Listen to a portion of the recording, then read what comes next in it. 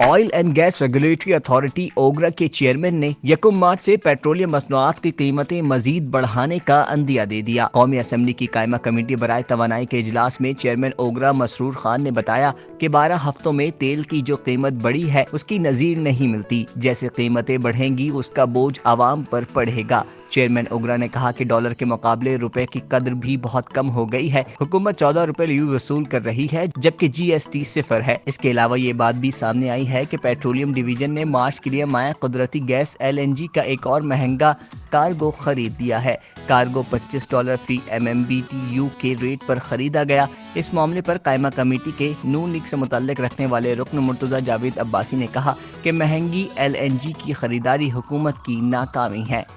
इजलास में खुर्रम दस्तगीर का कहना था कि अरबों रुपए की कंपनियां बैठी हैं मगर सिर्फ 30 लाख का इंतजाम नहीं। 30 लाख पर गुफ्तगू के अलावा कमेटी के पास और अहम काम है।